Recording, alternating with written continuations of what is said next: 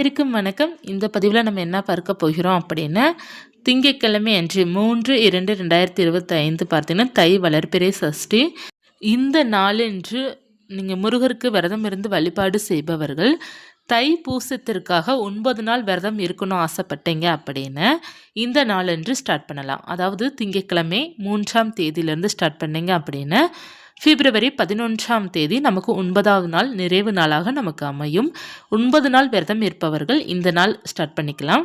இல்லை நான் 6 நாள் மட்டும் விரதம் இருக்க போகிறேன் அப்படின்னு 6ஆம் தேதி கூட ஸ்டார்ட் பண்ணிக்கலாம். 6 நாள் விரதம் எப்படி இருக்கலாம், 3 நாள் விரதம் எப்படி இருக்கலாம் அப்படிங்கிறதுக்கான பதிவுகள்லாம் நான் கொடுத்துருக்குறேன். வேணுங்கிறவங்க சேனலில் போய் நீங்கள் பார்த்துக்கோங்க, எந்த நாள் எத்தனை நாட்கள் நம்ம முருகருக்கு தைப்பூசத்திற்காக விரதம் இருக்கலாம் அப்படின்னு. இப்போ நிறைய பேர் சஷ்டிக்கு தான் கேட்டிருந்தீங்க. சஷ்டி அன்று நம்ம விரதம் இருக்க தொடங்கலாமா தைப்பூசத்திற்குன்னு கேட்டிருந்தீங்க. தாராளமாக தொடங்கலாம். திங்கட்கிழமை அன்று நீங்கள் தொடங்குங்க, ரொம்ப சிறப்பாக இருக்கும். அடுத்து ரொம்ப முக்கியமானது, ஒரு நாள் விரதம் இருப்பவர்கள் எப்படி வழிபாடு செய்ய வேண்டும் அப்படின்னு.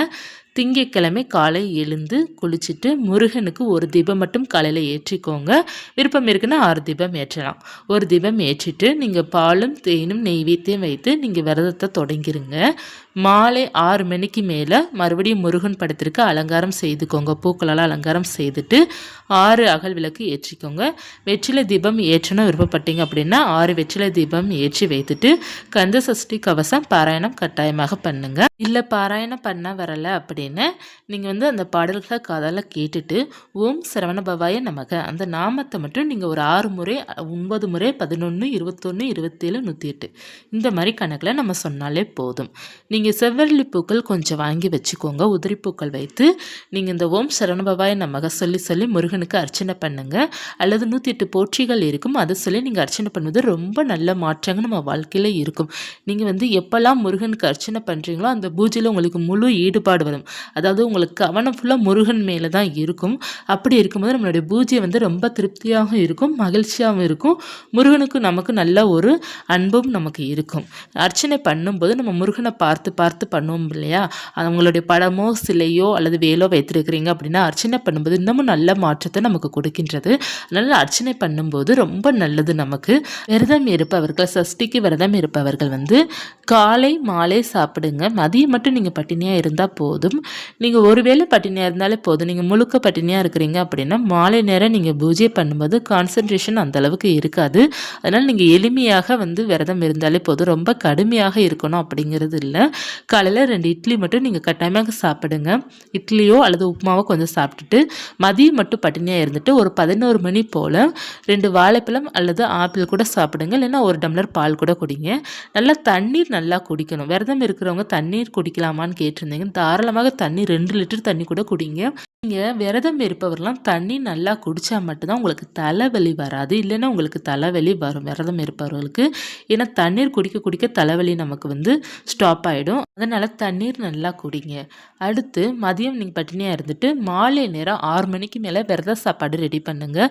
விரத சாப்பாடு அப்படிங்கிறது பருப்போ சாம்பாரோ வைத்து நீங்கள் ஒரு பொரியல் அல்லது 2 பொரியல் வச்சுக்கோங்க. பால் பாயசம் விருப்பம் இருக்குது அப்படின்னா பால் பாயசம் பண்ணி அப்பளம்லாம் வைத்து நீங்கள் விரத சாப்பாடு எப்படி சாப்பிடணும் அப்படின்னு இலை போட்டு சாப்பிடுங்க. இப்போ இலை இல்லை அப்படின்னா நீங்கள் அதற்குன்னு தனியாக ஒரு தட்டு வச்சுக்கோங்க. நம்ம புது தட்டு ஒன்று வாங்கி வச்சுக்கோங்க. ஏன்னா அதுவில் நம்ம தினமும் சாப்பிட்றோம் பார்த்தீங்களா, அந்த தட்டு இல்லாமல் புதிதாக ஒன்று வாங்கி வைத்துக்கிட்டீங்க அப்படின்னா நீங்கள் எப்போல்லாம் விரதம் இருக்கிறீங்களோ அப்போ தான் அந்த தட்டு நம்ம பயன்படுத்தலாம். இது நமக்கு வாழை இலை கிடைக்காது அப்படி இருப்பவர்களாம் நீங்கள் தட்டு பயன்படுத்தலாம். அதே போல் தினமும் நீங்கள் விரதம் இருக்கிறீங்க.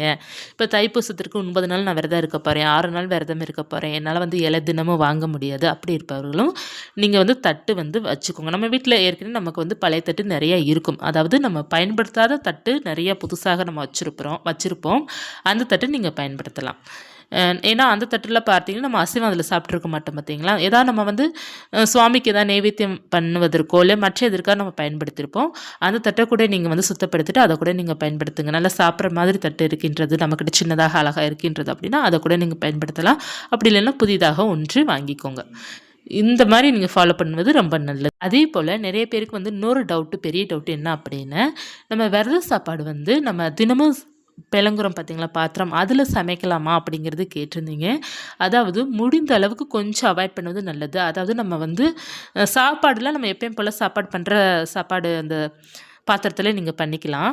நம்ம வந்து நிறைய பேர் வந்து நம்ம அசைவம் சாப்பிட்ற பழக்கம் இருப்பவங்க வந்து அசைவத்துக்காக நம்ம ப்ரிப்பேர் பண்ணுவோம் பார்த்திங்கன்னா, அந்த பாத்திரத்தை மட்டும் நீங்கள் பயன்படுத்தாமல் மற்ற பாத்திரத்தை நீங்கள் பயன்படுத்தலாம். இல்லைன்னா விரத சாப்பாடுக்குன்னு தனியாக புது பாத்திரம் நீங்கள் வைத்துக்கொள்ளலாம்.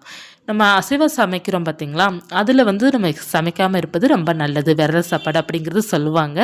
இப்போ இல்லை எனக்கு வேறு வழியே இல்லை, எனக்கு அந்த ஒரு பாத்திரம் தான் இருக்குது அப்படி இருப்பவர்கள் வந்து வேறு வழி இல்லை அப்படின்னா அதை பயன்படுத்திக்கோங்க. மற்றபடி வந்து அசைவம் சமைக்கிற பாத்திரத்தை நம்ம அவாய்ட் பண்ணுவது ரொம்ப நல்லது. வழி இல்லைன்னா நம்ம சமைக்கலாம், எந்த தவறும் கிடையாது.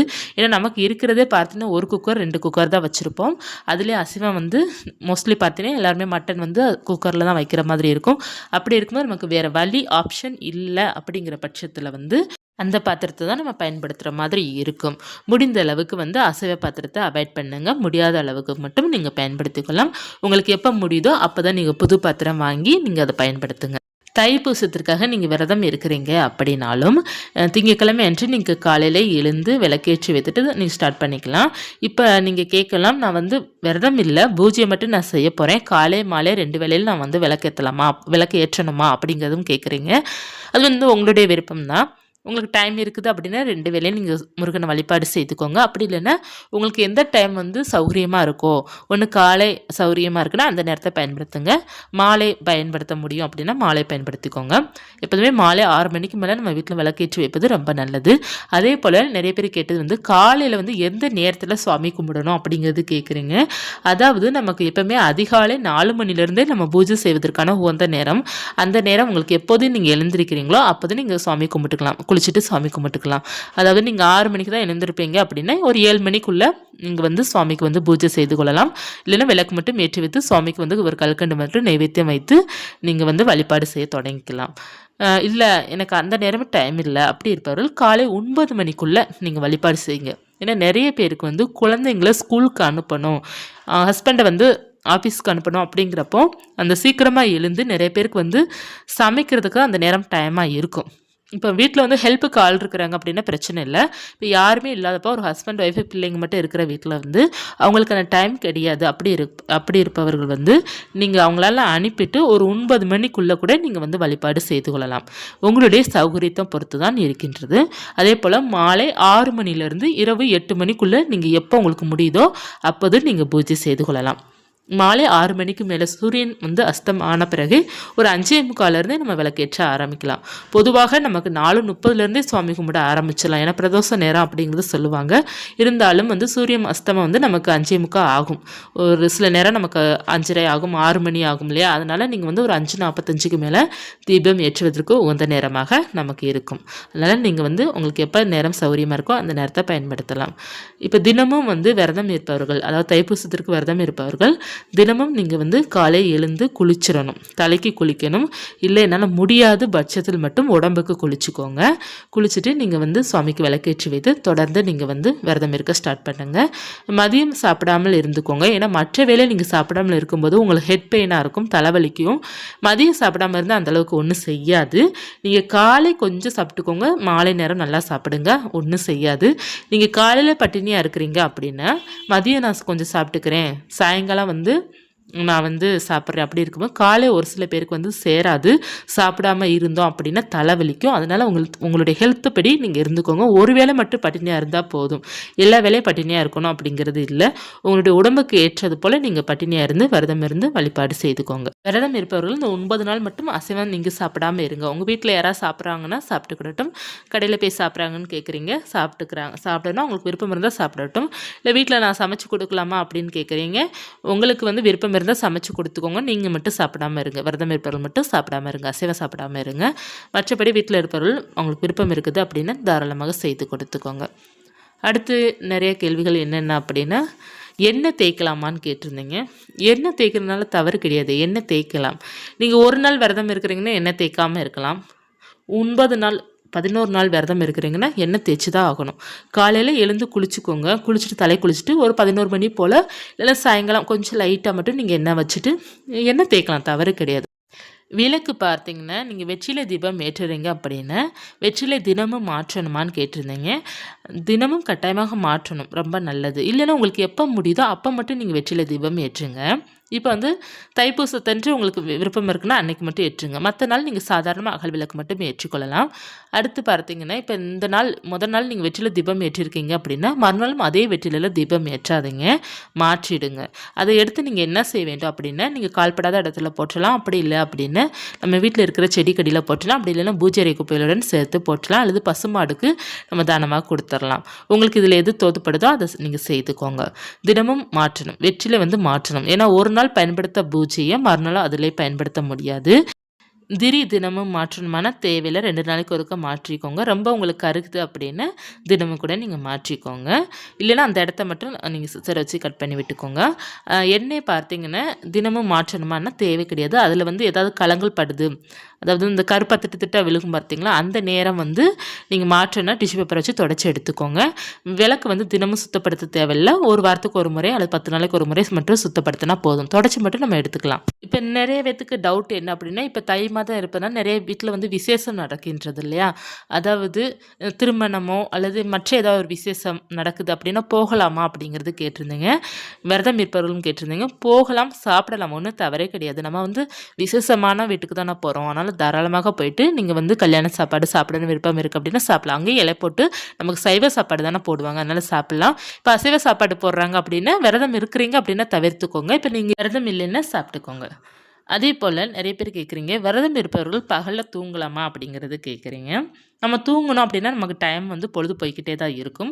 அதனால் முடிந்தளவு தவிருங்க. இப்போ உங்களுக்கு வந்து நல்ல வேலை பார்க்குறவங்களா இருக்கும்போது உங்களுக்கு டயர்டாக இருக்கும், அதனால் உங்களுக்கு கட்டாயமாக ரெஸ்ட்டு வேணும். அதுக்காக நிறைய பேர் தூங்கணுமான்னு கேட்குறீங்க. உங்களுக்கு அப்படி டயர்டாக இருக்குன்னா கொஞ்சம் நேரம் நீங்கள் வந்து ஒரு போர்வையை விரித்து கீழே தரையில் வந்து கொஞ்சம் நேரம் படுத்து நீங்கள் ரெஸ்ட் எடுத்துக்கலாம், தவறு கிடையாது. ஒரு அரை மணி நேரம் 1 மணி நேரம் நீங்கள் ரெஸ்ட் எடுத்துக்கோங்க. உடம்புக்கு நம்ம ரெஸ்ட்டு கொடுக்கலாமே தவிர நம்ம நல்லா தூங்கிக்கிட்டு நம்ம பொழுது போக்கக்கூடாது. நம்ம விரதம் இருப்பதே வந்து நம்மளை வந்து வற்புறுத்தி இறைவனை மனசில் நம்ம நினச்சி அவரை நிறுத்தி நம்ம வழிபாடு செய்கிறது தான் விரதம் இருக்கிறதுக்கான பலன் நமக்கு முழுமையாக கிடைக்கும். நம்ம நல்லா தூங்கிக்கிட்டு பொழுதுபோக்கிற்காக நிறைய சீரியல் பார்த்துட்டு படம் பார்த்துட்டு இருந்தோம் அப்படின்னா அது விரதம் இருந்ததுக்கான பலன் கிடைக்காது. நீங்கள் விரதம் இருக்கிறீங்க அப்படின்னா நீங்கள் வந்து படங்கள் பார்க்கலாம், தவறு கிடையாது. அதற்காக அதை பார்த்தே நீங்கள் பொழுது போக்கக்கூடாது. பக்தி படங்கள் பாருங்கள், இல்லைன்னா உங்களுக்கு பிடிச்சது ஏதாவது ஒரு சாமியோட சீரியல் பாருங்கள். சாமி சீரியல் சம்மந்தப்பட்டது உங்களுக்கு அந்த சீரியல் பார்க்குறீங்க அப்படின்னா முருகன் நினைப்போடு நீங்கள் இருந்தீங்கன்னா பிரச்சனை கிடையாது.